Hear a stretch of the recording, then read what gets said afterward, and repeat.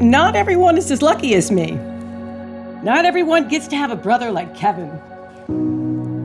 And I know we all feel cheated that Kevin was taken from us, but yeah, we must learn to be grateful that he came along at all. Kevin was a loving son, a supportive brother, a loyal partner, a good father, a great dog daddy, and an awesome neighbor, an amazing friend. He left us a part of him that neither time nor death can ever take away. Kevin was the most kind, genuine, and generous person that ever walked this earth. The world was a better place with him in it.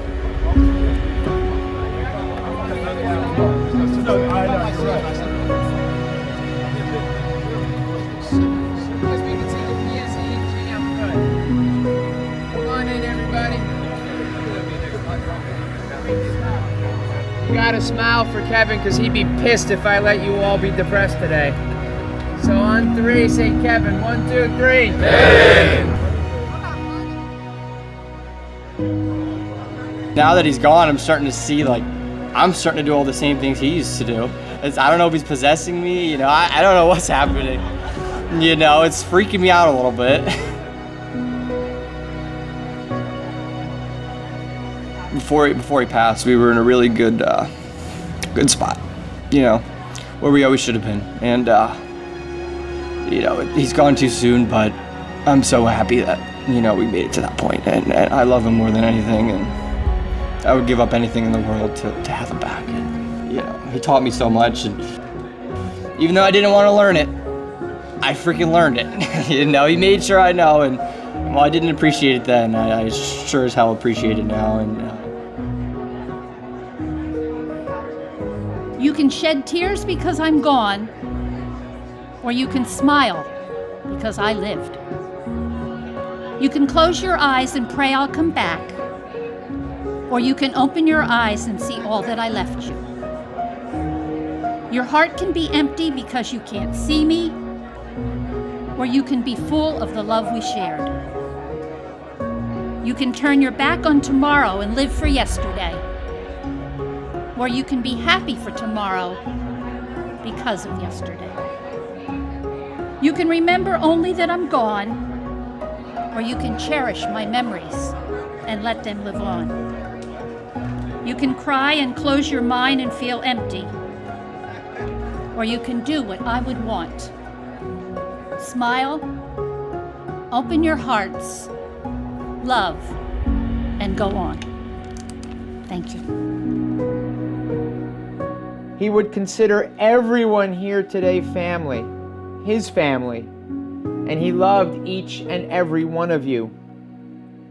So Kevin, you will be forever missed, never forgotten. I will not say goodbye, but till I see you again. For those of you I haven't met yet, my name is DJ Wright, and on behalf of my family and our care team, our thoughts and prayers are certainly with all of you. I had to wear as close to a camo or bright orange bow tie today for Kevin because I knew he would make a smart-ass comment to me. Oh, it's green, by the way. It is green, yes. So it's one of those things. I, too, with all of you, mourn. But I can't be sad because Kevin packed so much into his short time here. There's too much to celebrate. And if we spent the rest of our time on this earth talking about the way Kevin made us laugh, the good things that he did, that could keep us occupied until we see him again. So that is how I choose to remember Kevin. It was not that long ago that many of you were gathered here to celebrate the life of his father. Never did I think this vertically challenged guy, who I got along with quick because his brothers are so tall,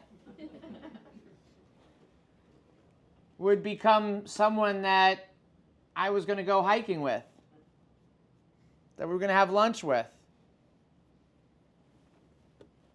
I'm sad that didn't happen because time was not on our side. But anyone Kevin met, you became part of his sphere. You became part of his family. You became his honey. So we're going to do a couple things today. We're going to hear from some family and friends who have some remarks prepared. I have a couple of people who sent me some things that they've asked me to read on their behalf today. And then just so you know, everybody in this room, and for those of you who are watching in the rear chapel, we're going to give you a chance if you want to share from your heart for a few moments. You'll get that opportunity. And for all those people who come up, I would just ask that you introduce yourselves, let everybody know who you are, and we'll continue from there. So, I think everybody knows Sherry. And that's a compliment too, because there's not many people. Everybody knows how particular I am with my setups and the way things are designed really to bring out life. And I would never bring in a big old TV and block everything for somebody I didn't really care about. But Sherry has prepared some very thoughtful remarks. And look, if you know the Gunias, you know photography is kind of in their blood in a lot of ways. And there are some heartfelt photographs that kind of tell his story. So I'm going to ask Sherry and her team to come forward and share with us some of her thoughts. Sherry, just be a little louder than normal and you're good. And just stay in front of the microphone. Loud. Hi, everyone. I am really going to try not to lose it, because if anybody loses it, I'm going to lose it. So let's try, okay? I just wanted to thank you guys all for coming here. Who knew we would be here today? And we were just here. DJ's becoming my new brother. And that's a good thing, but a bad thing. So my name is Sherry Frederick. I'm a Gunia. I'm Tom Gunia's only daughter and Kevin Gunia's only sister. My dad passed January 20th, and we lost Kevin on April 11th. The pain of losing my dad and my brother unexpectedly and so close together has been heart-wrenching. I'm going to try not to lose it. Kevin had at least another 30 years to go. And I know my dad was there to welcome him into heaven. Dad just got there first to show him the way. I'm going to have to use the glasses. Kevin and Dad were the two favorite men in my life. For 57 years, they were always there for me, even through the ups and downs. And without them, there will always be a huge hole in my heart. But I feel privileged and happy to say that not everyone is as lucky as me. Not everyone gets to have a brother like Kevin. And I know we all feel cheated that Kevin was taken from us so young, but yeah, we must learn to be grateful that he came along at all. Kevin was a loving son, a supportive brother, a loyal partner, a good father, a great dog daddy, and an awesome neighbor, an amazing friend. He left us a part of him that neither time nor death can ever take away. Kevin was the most kind, genuine, and generous person that ever walked this earth. The world was a better place with him in it. There's so much to say about Kevin, and we could be here all day sharing memories and telling stories. But I'm going to share a couple of them with you. When Kevin and I were little, we looked the same. Did it switch, Rhonda? It's not showing. Our birthdays were 1 year and 5 days apart. Everyone would think that he was a girl and we were twins. We even dressed him up as a girl for Halloween. He didn't care. And we used to put curlers in his hair all the time. He didn't care. So we used to play pranks with each other to get each other in trouble. And I remember one time where he set me up and I got a spanking for something that he did. So to get him back, I carved Kevin's name in front of the refrigerator with a safety pin. And it took Mom a couple days to find it. But when she did, then Kevin got in big trouble, and then he got the spanking. And 30 years later, I told him it was me. And he said, I knew it, I knew it, I knew it. And we just laughed. So when Kevin and I were in our early 20s, Kevin and a friend of ours were in a car accident. I'm sure some of you may remember this. They weren't doing very well. They had a lot of broken bones. And I was away at college, and I found out, and I drove as fast as I could to get to the hospital. And my parents were already waiting there. And I went into Kevin's room first, and he was a mess. And he said, Cher, you gotta help me. I can't breathe. And I'm like, what are you talking about? He said, my underwear is so tight, they're swelling up. I can't even move. And I'm like, Kevin, I'm your sister. I don't really need to see what I'm not supposed to see. And I told him, I don't need to see your Peter. And he goes, but Cher, you got to help me. I can't breathe. So I'm thinking, what the hell am I going to do? I can't pull his underwear like down his legs because he's got a broken leg. So I ran over to the nurse's station, and I got a pair of scissors, and I cut one side of his underwear, and then I cut the other side of his underwear, and I pulled the underwear through, and I never saw a damn thing. And he was so happy that he could actually breathe again. And to this day, we talk about that all the time because it was such a funny story. He goes, Cher, do you remember the time you cut my underwear off? So years later, Kevin got married and had kids. There was nothing more important to him than his family, and he was such a wonderful dad. It was his very best job, and he was so proud. His kids were his whole life. Alexis and I would fly to see them often, and we always had the best time together. His kids were my kids, and my kids were his. He was an open book. No topic was off limits with Kevin. Everybody knew his life struggles, his challenges, and he wore his emotions on his sleeve. But, he couldn't do drama very well. He would look at you with a blank stare, and he would look at me and he'd go, Cher, defer, defer, defer. That meant, Cher, it's really not that important. Then about 5 years later, an angel appeared. Her name was Diane. And I loved watching Kevin with Diane. His heart skipped a beat for her. And they both sparkled together. And it was nice to see my brother so giddy. She brought out the best in him. He was starting over and building a new life with Diane and spending more time with his kids. He couldn't be happier. He was living his best life. Kevin was blessed to have such good friends in his life. He loved Friday night pizza nights, pool parties, and just going fishing with Dakota, now Bess. Those dogs loved Kevin unconditionally. Kevin was like Dr. Doolittle. Animals would automatically gravitate towards him. He loved sharing jokes and videos.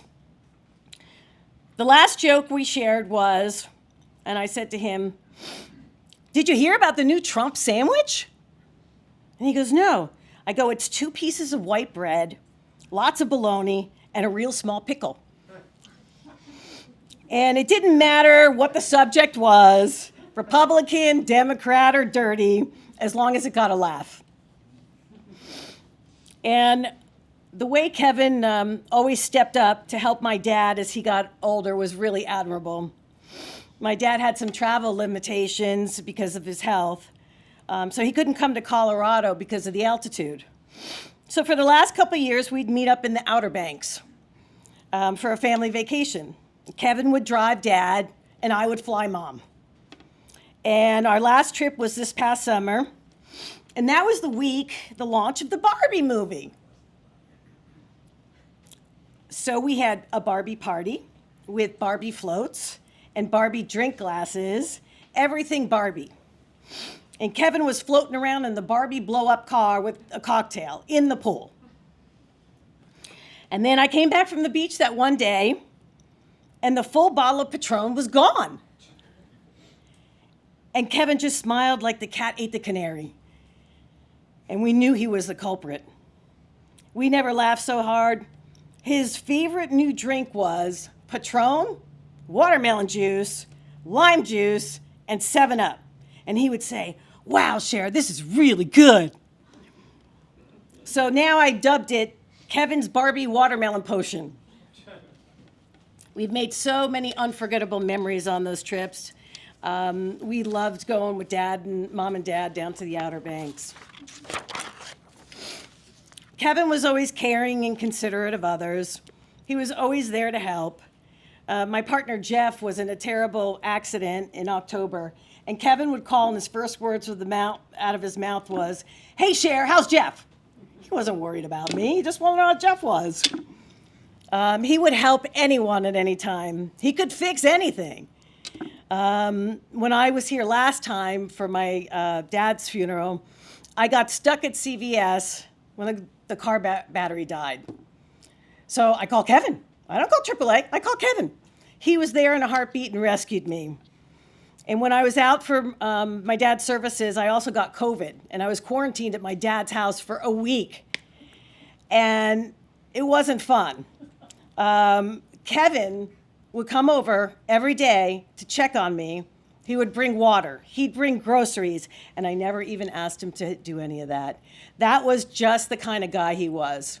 He was always helping everyone. When Kevin walked in the room, everyone knew it. His personality and his presence were as big as his heart. He had so many Kevin-isms.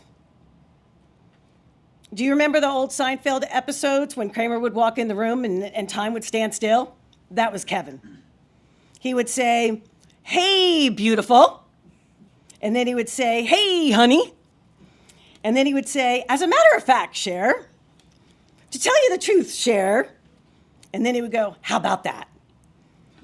And he said that stuff all the time. Kevin was always the life of the party. The last time I was with Kevin was my dad's celebration of life. After the event, we stopped at the liquor store, ordered pizza, and went to my dad's house. There they are.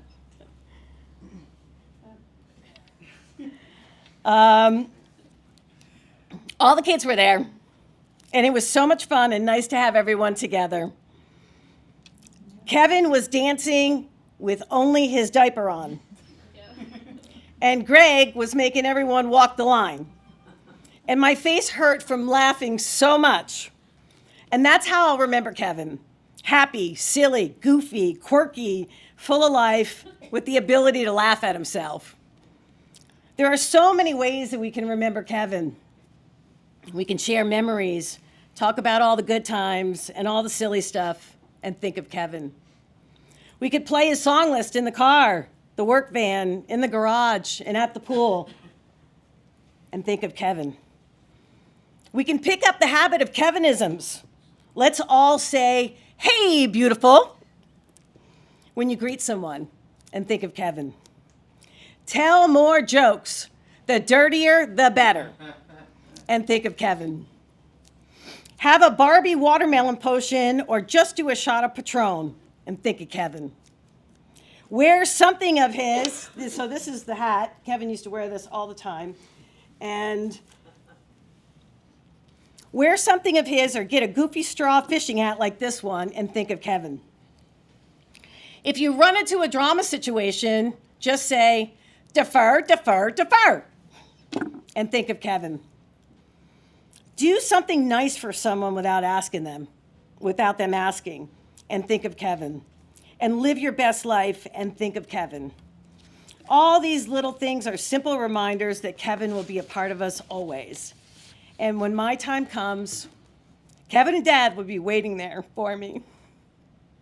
And Kevin will say, "Hey, Cher, what took you so long?" And I'll say, "Hey, bro, break out the bottle of Patron." So that concludes my stories about Kevin. Thank you.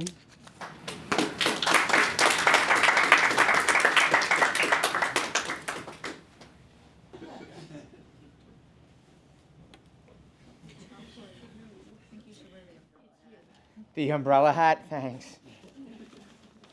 You know, that's the one thing that struck me when I met Kevin. As upset and sad as he was planning the celebration for his father, he never stopped being himself. The humor, the compassion, the love, the looking out for his siblings. I watched those several weeks, and it's not surprising you said all those things you did. Kevin was one who certainly walked the talk, as they say. So I have several letters here. One I just got, but I'm going to... Rosemary, where is she? She's back there somewhere. There she is. Okay. This is from Rosemary. Kevin was one hell of a special man. When my dad was sick, he was there for each and every one of us. Helped the family in so many ways. There were no words to express how grateful we were and are. He continued to help even after my dad passed. Helping his friend girl, my sister Diane, my mom, and things around the house were things that just came natural to him. This past Christmas, we all gathered together to make cookies.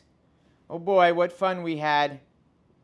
Of course, he made the XXX rated ones, and I about wet myself. So many good times at family gatherings. I was looking forward and proud to call him my brother-in-law. No matter what, though, he will always be my brother-in-law, and he will always be part of our family. He will be greatly missed and forever in our hearts. Rest in peace, Kevin. You are one of a kind. Love, Rosemary. And Diane and Rosemary's mother gave me something just now, and she apologized for her handwriting, and I told her I'm a lefty, so I don't ever judge. But this is my first time reading this, so I'm going to do my best, and she came from the heart. So we all see her back there.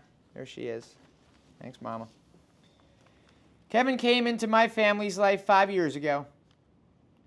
A man who loved life. His stories, laughter, and general spirit showed it in everything he did. He was a thoughtful, caring man who would help others in any way he could. He was also a prankster, a very good friend of my late sons and of our family.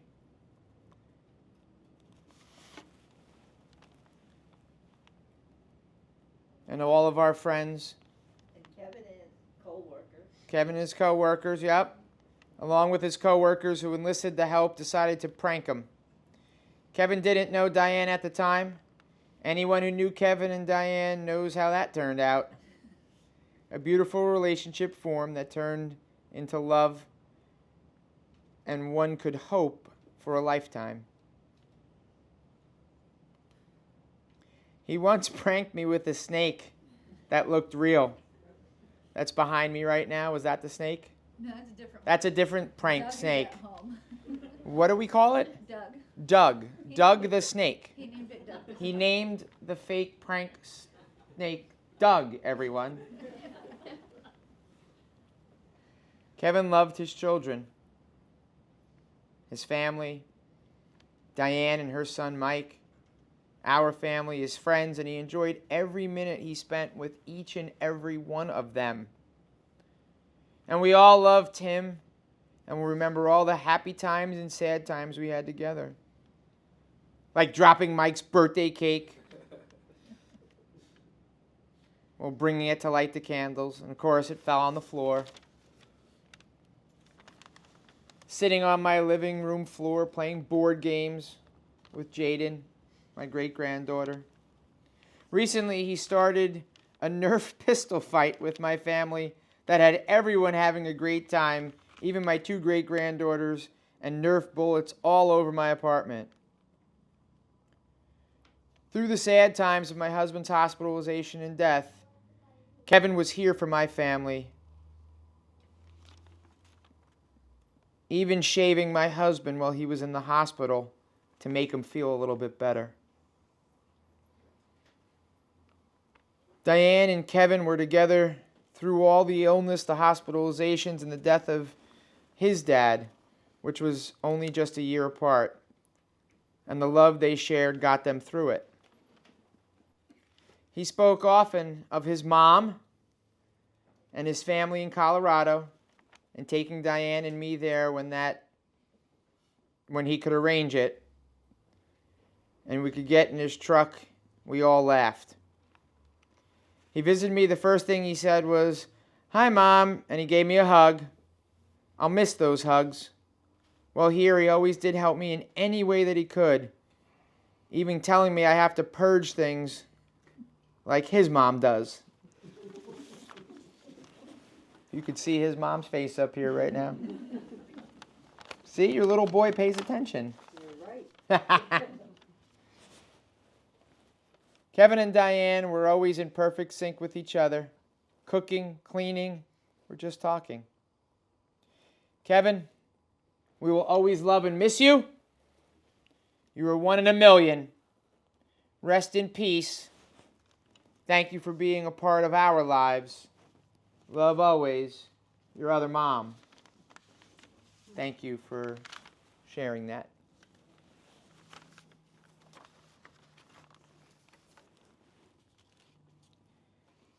I said before, we give some people a chance to come forward. I want to kind of stay in this room first.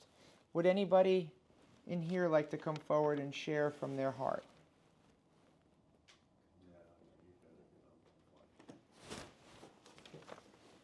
I'm not good at this kind of stuff. The hat will get you through it. No. The hair, I know, Robin. I know. Women's hair, you never try. That's the quickest way. I didn't know if I was going to be able to do this today. Speak from the heart, so you're fine. The reason I'm here today is because of Kevin. He was my patient in that hospital room all those years ago. 35 years. Yep. 306B, I'll never forget it. It was a 4-bedroom, and when you had 4 men in those rooms, it was a party. God forbid you had 4 women in those rooms. Sherry was dating somebody at that point who was in the other end of the room, and I worked days, but I was working evenings because we had people out on leaves. And I had met everybody else in the family. And the one day I went in, and my now husband Tom was sitting at the bedside, and he was all dressed up in a suit and a tie because he used to work in Manhattan. And I said, "Oh, Kev, I'll come back." And he said, No, this is my brother Tom. This is the only one you haven't met yet. And Tom said something like, "Oh, would you take my temperature too?" and by the end of, it was something like that. By the end of the evening, Tom had asked me out because I was back and forth.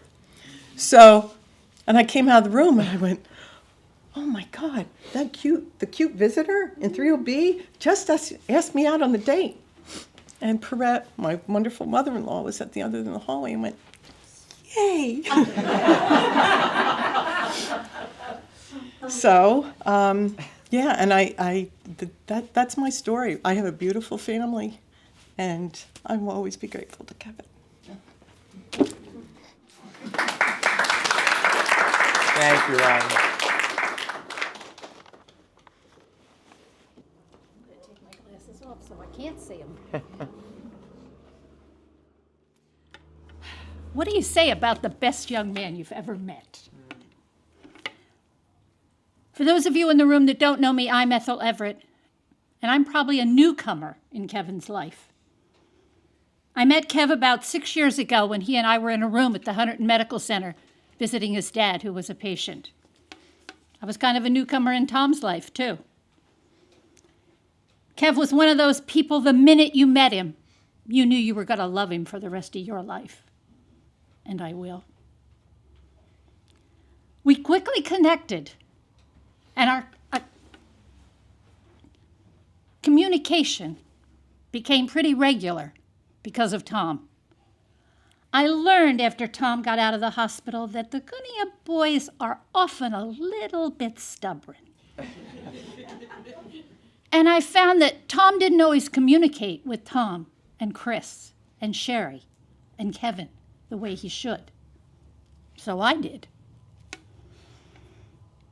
I probably know some things about some of you in this room you don't want me to tell. But there are a few things I really think you need to know.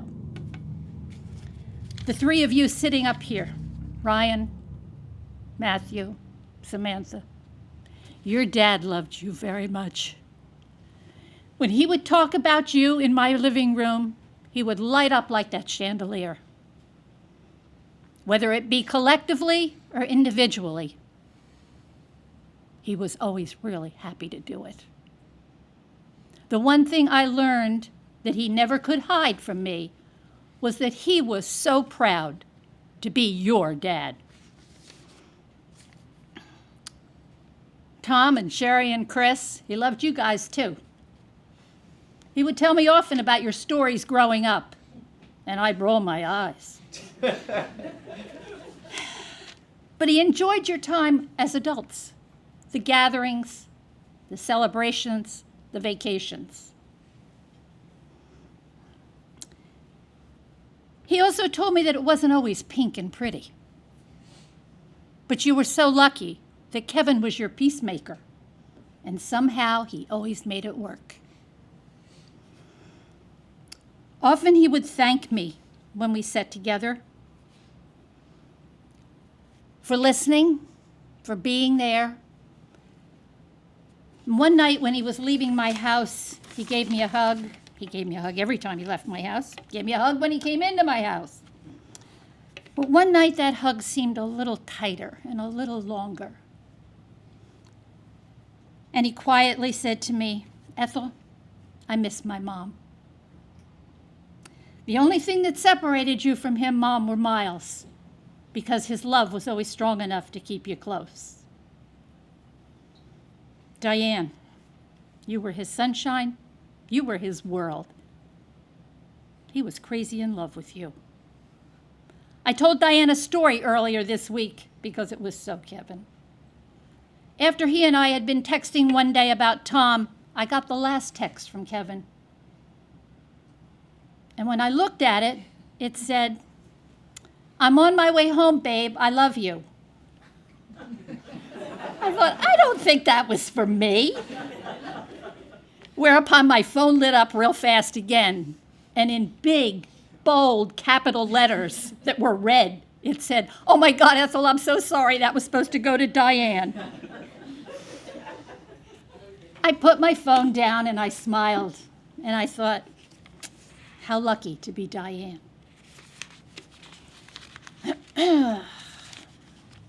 I got to spend my last afternoon with Kevin about 3 weeks ago when he and Bess came to visit me. And he shared with me that afternoon that he was struggling with this thing called grief. I told him I understood. I'd been there. I'd had those questions. I'd had those emotions because I had lost my husband when he was 56. In my searching to answer some of my questions, I told him I came across a poem. It didn't answer them all, but it helped me. And I've used it several times when I've lost somebody very, very special. And I confessed to him that day that afternoon we all sat here 3 months ago, I clutched that poem in my hand, but I couldn't read it that day. And he asked me that afternoon if he could read it, and I told him certainly. When he finished, he sat quiet for a couple minutes, and that sure wasn't Kevin. And when he looked up at me, the only thing he said is, "It's perfect." And Dad really would have liked you to have said that. "But I'm going to make a deal with you." And I thought, okay. "I want you to read it at my funeral." I I looked at him and I laughed. I said, Kevin, I'm 25 years older than you are. You think I'm going to be here for your funeral? Lesson learned that day, my friends. Don't ever say something's impossible. I usually preface this poem by telling the people in the room with me that I think your loved ones would want you to hear this. I'm going to tell you that today because I know that he would want you to hear this. He told me that.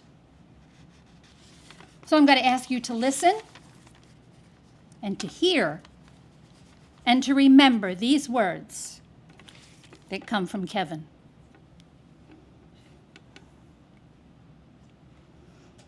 You can shed tears because I'm gone, or you can smile because I lived.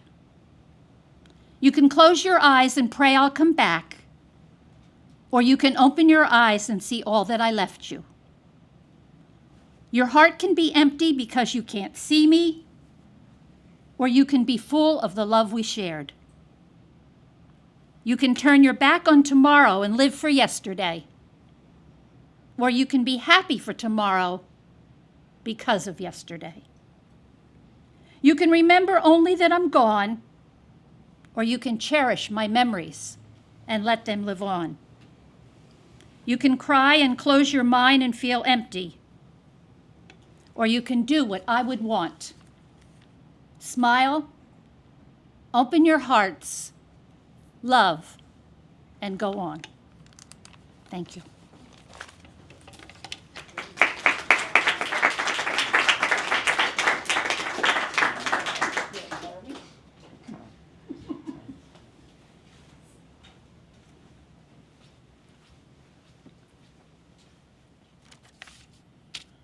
Two in a row that made the Undertaker cry. Thanks, Robin. Thanks, Ethel. Love you guys.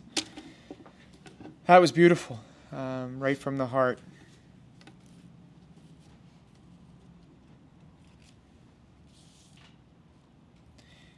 I must confess, Ethel and Diane was sitting right there that day I last saw Kevin. He was struggling with his grief. But he said something to me. He said, Deej, I gotta keep going. That's how I honor my dad. You said that. And I said, you're right. He said, I heard you. So that's what I'm gonna do. I'm gonna keep going each and every day. Remember he said that? So thank you for sharing those words. Do we have anybody in the back room who would like to speak? Yes, sir. Come right on up.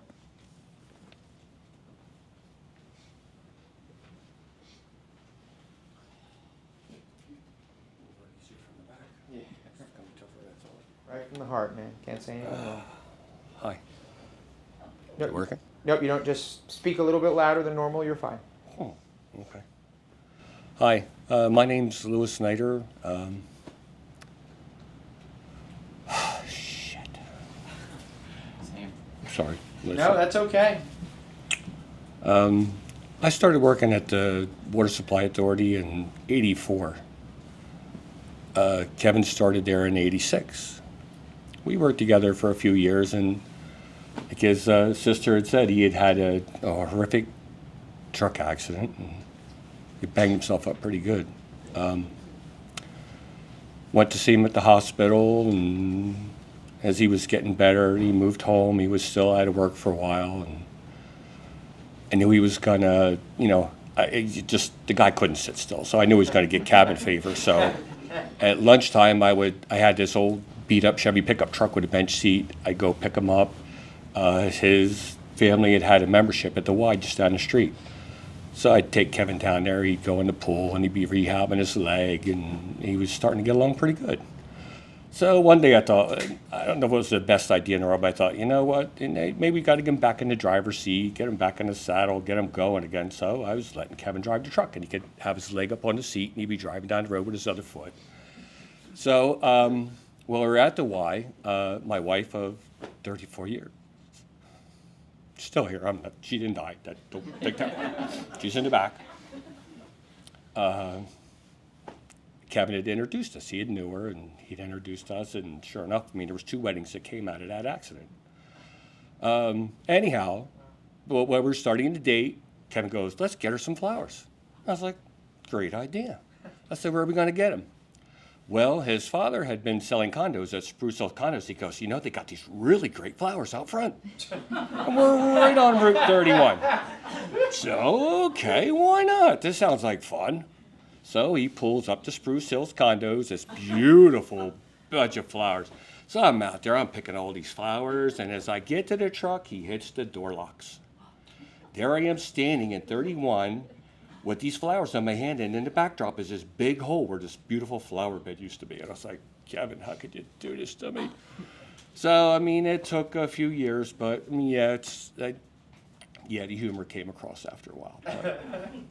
But anyhow, I mean, I just so thankful to have known him and his family. Thank you. Thank you.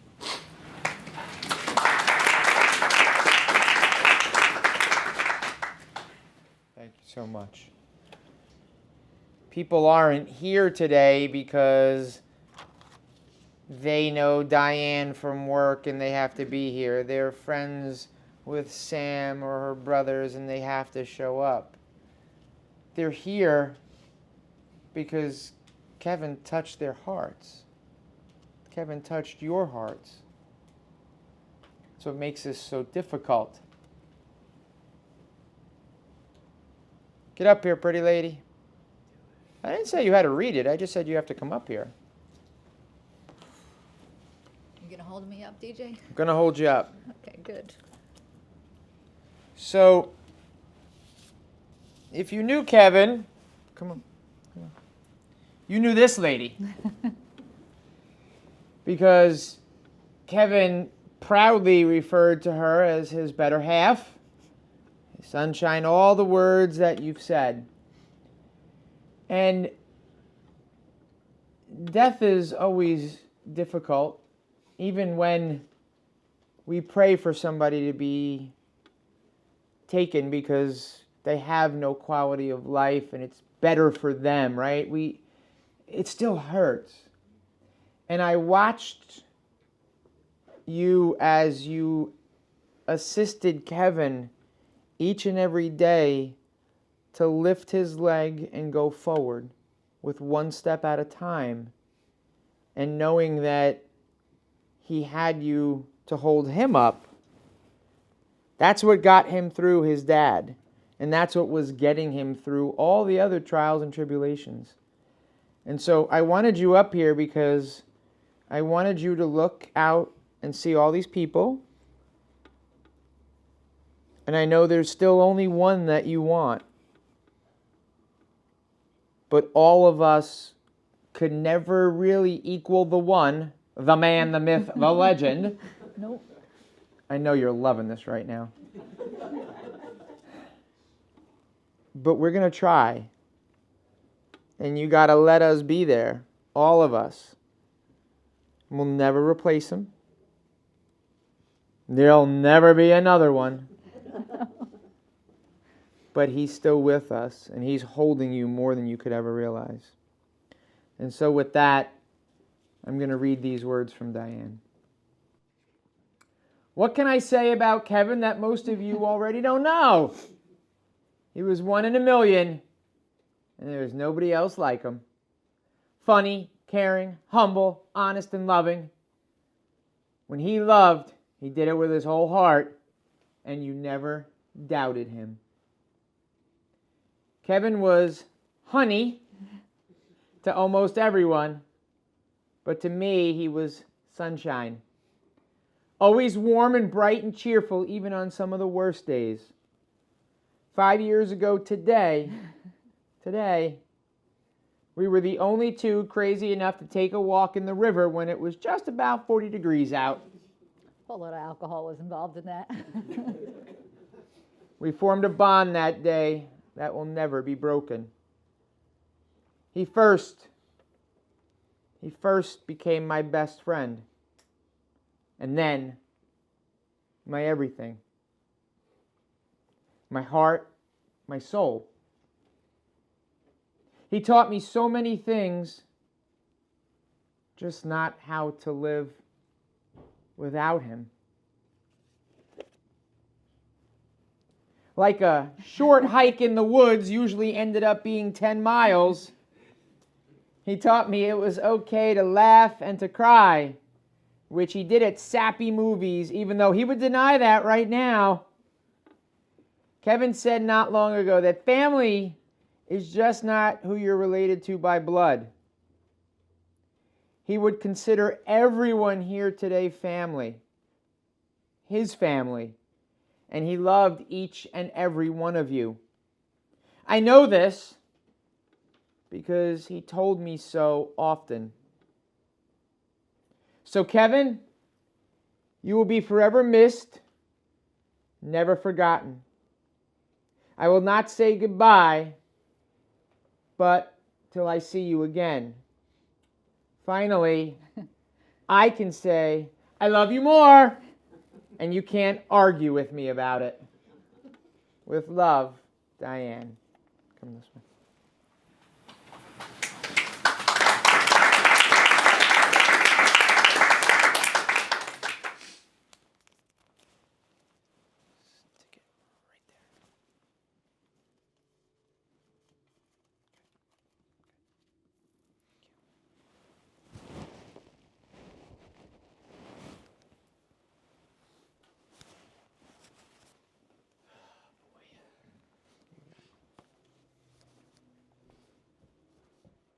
Oh, damn. There's a lot of people here.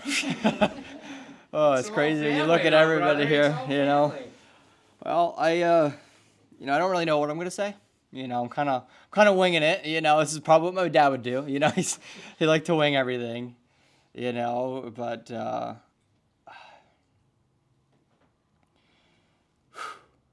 know, I remember all the times, you know, when I was a kid, I was such an asshole. I was such a terror. You know, he would take me ice fishing, and, you know, when you ice fish, he had these wooden, you know, fishing rods, or I don't know what the actual term, tip-ups, thank you. He had these tip-ups, and so whenever some, you know, fish would pull, you know, the flag would go up, and every time a flag would go up, he'd get so excited. So what's the one thing I had to do to him? Every single flag, I would just run when he's not looking, start flipping all these flags up. And he's getting so excited, and then I just sat there laughing at him, you know, and I loved him so much, you know. He wanted to teach me a lot, you know, and me being a dumb kid, you know, I'm like, Dad, stop, Dad, come on, you know, I'm 14, I get it, you know, and you know, I never really got it, and I think I finally got it, you know, and I wish I could be there and you know, do that with them. You know, I remember my mom always told me this story about, and I remember this story. You know, he had a work party, and I wanted him to come home. He would come home, you know, 8 o'clock, 9 o'clock at night all the time, and I wanted him to come home, and I found out that he wasn't because he's going to this work party. And I turned into like the worst crotch goblin that like you could ever imagine. I was throwing stuff down the stairs, you know. I was going crazy, and the second that he walked in that door, it was done. You know, I was so happy, you know, and he was so much fun. He was so much fun, you know. He when we were in North Carolina a couple years ago with Bob Shee, you know, we were walking, and he always used to tell these fake stories around everybody just to rile up the people around him. So what I mean by that is, you know, we're walking over this bridge, and there's these, you know, these kids are like 12 years old or something. And we're walking over this bridge, and he goes, "Hey, Ryan," he's like, "did you hear about those sharks that swam in and ate all those kids?" And I'm like, at first, I didn't understand what he was talking about. And he's like, no, and the dog. And he just keeps going on. And we turn around, and these kids are like, yeah, and they started hugging their mom, and they were terrified of the water. And he would just do that all the time. I start doing it now. And now that he's gone, I'm starting to see, like, I'm starting to do all the same things he used to do. I don't know if he's possessing me. You know, I don't know what's happening. You know, it's freaking me out a little bit. But before he passed, we were in a really good spot, where we always should have been. And he's gone too soon, but I'm so happy that we made it to that point. And I love him more than anything, and I would give up anything in the world to have him back. And he taught me so much, and even though I didn't want to learn it, I freaking learned it. He made sure I know, and while I didn't appreciate it then, I sure as hell appreciate it now. And I love you, Dad. And I'm sorry that we didn't get more time. And you were my best friend, and oh man, I love you so much. So I think good to go.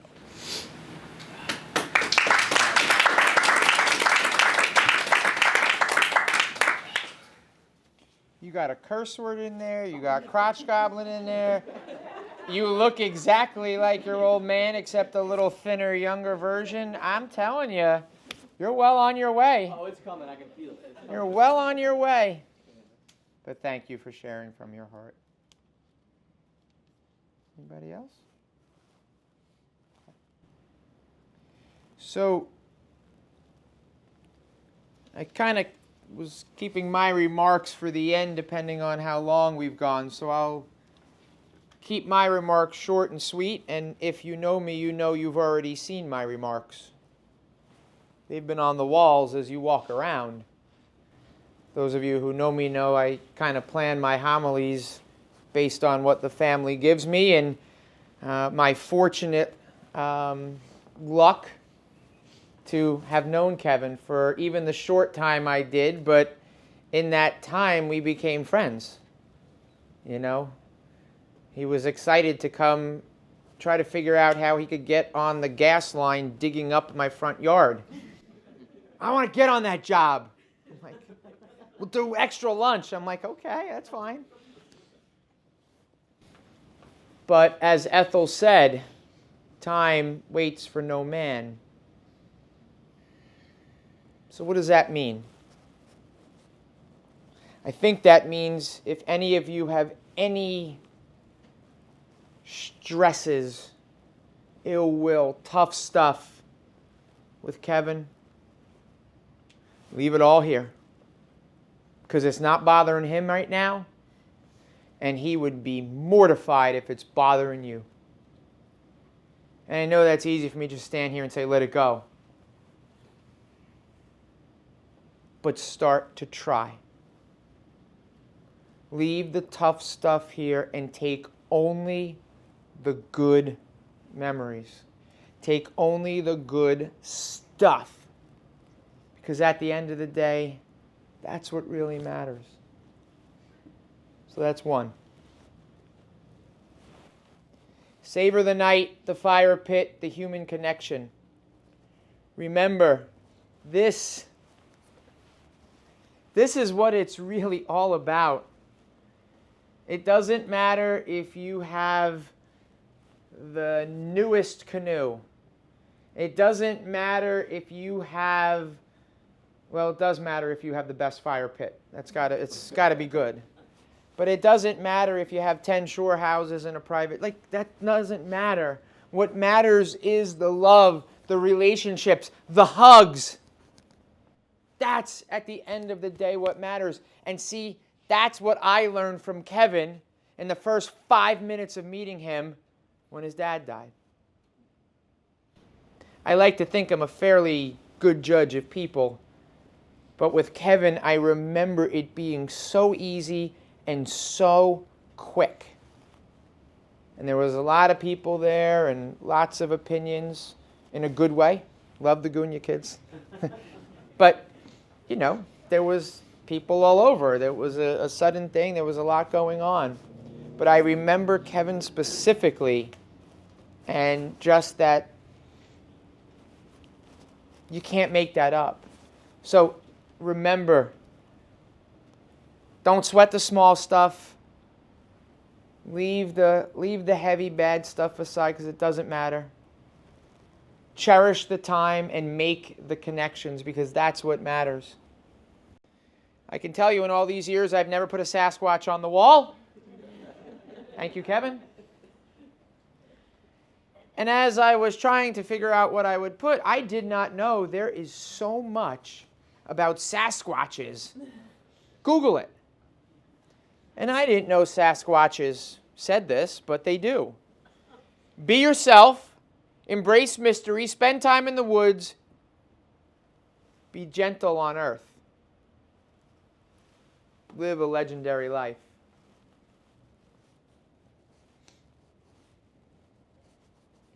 Your presence lingers in the breeze, a whisper of love among the trees. Though you've journeyed beyond our sight, in our hearts you shine so bright.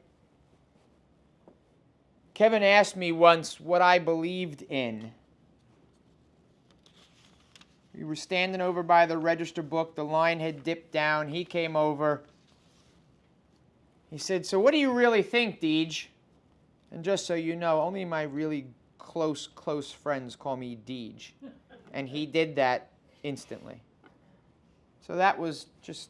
He said, "What do you think of all this?" I said, "What? All what? Your family and friends are cool. Your dad, amazing talent." He's like, "Not that. Where do you think he is?" And I said, "What do you mean?" I actually made a smarter ass comment. I said, "He's right up front. Didn't you see him?" I could say that to him. He said, "You know what I mean." I said, "Are you asking me about heaven?" He said, "Yeah." I said, "I'll put it to you this way.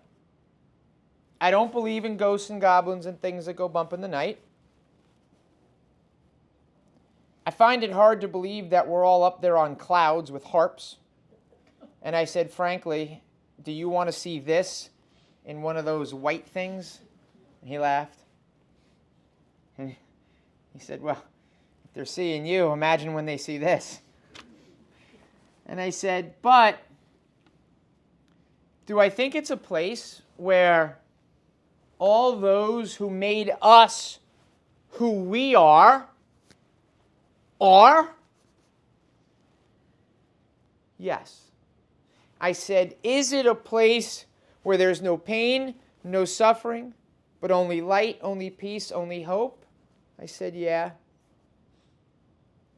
I said, "That's what I believe we go."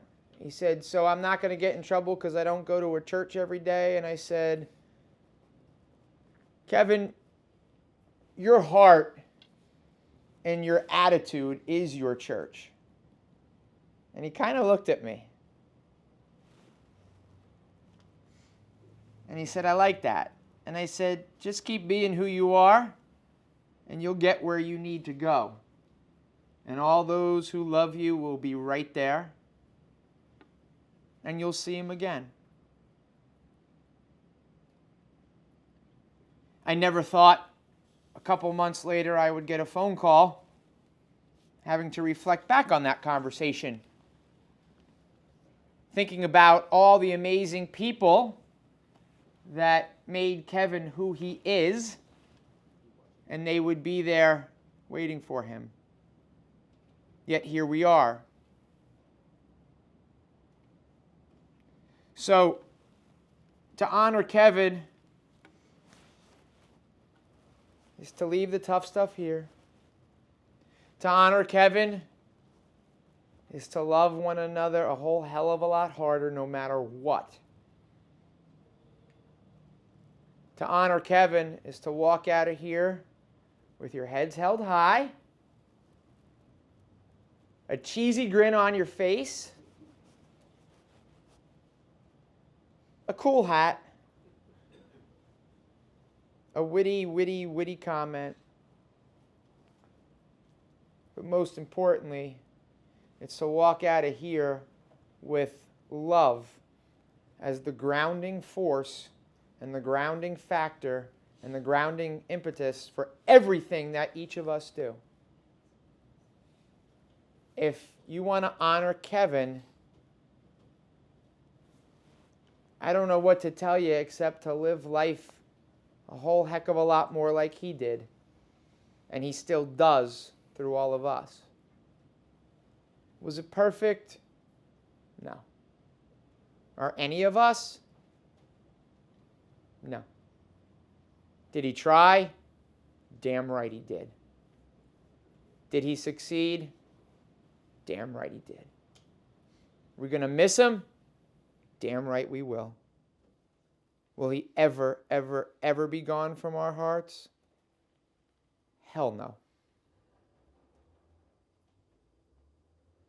So if anybody ever wonders where's Kevin, my suggestion to all of you, go look in the mirror and smile.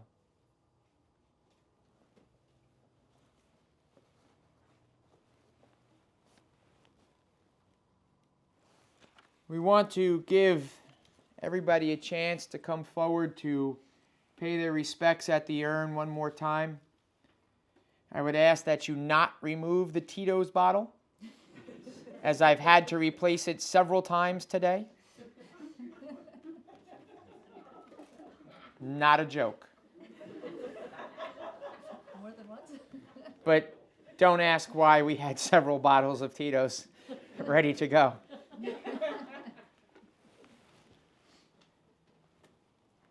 But as you come forward, I want you to think about Kevin.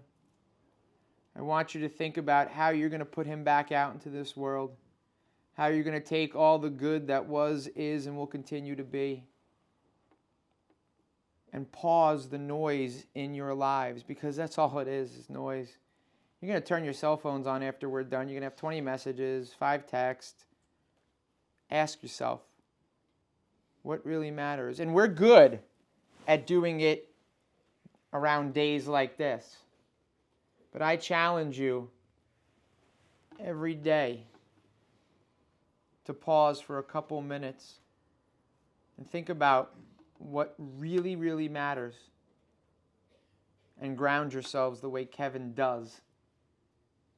And I believe this world will start to become the place that Kevin wanted it to be and tried to make it. It's not a pipe dream, that's reality. So what we're going to do in a moment is members of my care team are going to come by and they're going to call you row by row. We're going to start with the back chapel first. Everybody coming through the building, we're going to ask that everybody remain in a state of silent prayer. Again, silent prayer. We're going to have the other chapel come forward. They're going to come by where I'm standing. They can kiss the urn, touch the urn, just have a moment. And then we're going to have them exit the building directly to their cars. And then we're going to work our way forward in this room, again, asking everybody to remain in a state of silent thought and prayer. And I'm going to ask the immediate family, siblings, children, of course, mom, just if they get to your row and you're sitting, just kind of let them know your immediate family and they'll skip over you. I just want to talk to you all together for a moment before you all depart for the afternoon. Again, on behalf of Kevin's family, a true heartfelt thank you to all of you. The outpouring has been tremendous. The love, the support has been tremendous, especially from his PSE&G family, who we know is truly hurting. I spoke to so many of the guys and the gals who came through today, and their hearts are broken as well, and they are Kevin's brothers and sisters, and we remember them especially today. Please continue to call the boys and Sam. Let them know stories about their dad, because guess what? You not bringing up his name is actually worse than bringing up his name.